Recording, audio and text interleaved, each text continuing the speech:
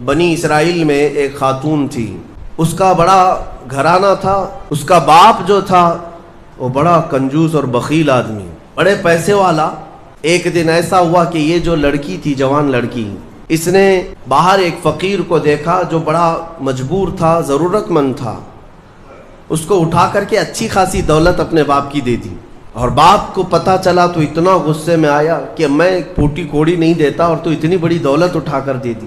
غصے میں اپنی بیٹی کا ہاتھ کاٹ دیا، اس کا ہاتھ کٹ گیا۔ غصے میں تھا، باپ بخیل تھا، ہاتھ کاٹ دیا۔ بہرحال کٹے ہوئے ہاتھ کے ساتھ وہ رہنے لگی، تھی اللہ رب العزت کی رضا چاہنے والی۔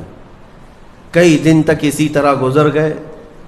اب باپ بڑے پیسے والا تھا اس زمانے میں، وہ ہاتھ چھپا کر کے رہی۔ پھر اس کا رشتہ آیا ایک بہت بڑے خاندان سے، اور بڑے خاندان کا جو شہزادہ تھا اس نے پسند کر لیا۔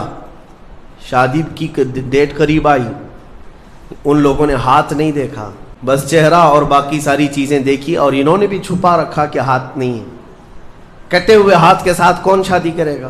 بہرحال شادی ہو گئی۔ شادی ہونے کے بعد وہ گھر رخصت ہو گئی، اپنے نئے دولہے کے ساتھ وہ اپنے گھر پر بیٹھی ہے دسترخوان پر۔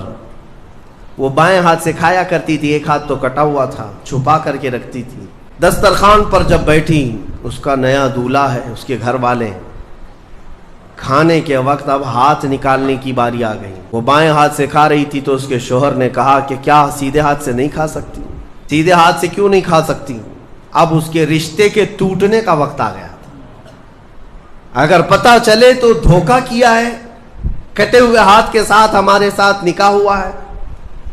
اس کے آنکھوں میں آنسو آئے، وہ ہاتھ اپنے کپڑے کے اندر ہی چھپائی رہی۔ اچانک اسے غیب سے ایک آواز آئی، اے میری بندی ہاتھ نکال۔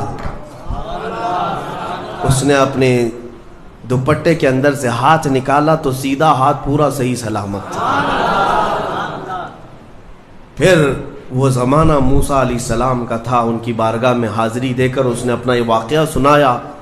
سیدنا موسیٰ کلیم اللہ فرمانے لگے، مولا نے مجھے یہ وحی دے کر بھیجا اور ارشاد فرمایا کہ اے موسیٰ، ہم اس ہاتھ کو شرمندہ نہیں ہونے دینا چاہتے جو ہاتھ میری بارگاہ میں اخلاص سے اٹھاؤ۔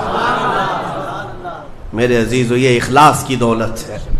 جو خالصتاً اللہ کے لیے کچھ کیا ہو، مولا اسے کبھی ذلیل نہیں ہونے دے گا، اسے بے عزت نہیں ہونے دے گا۔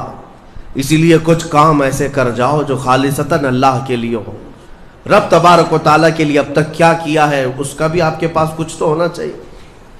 اگر اپنی زندگی میں آپ احتساب کریں، اپنا ہی محاسبہ کریں کہ میں جوانی سے لے کر اب تک جتنے کام کیا ہوں، کوئی کام ایسا ہے جو خالص اللہ کے لیے کیا ہو؟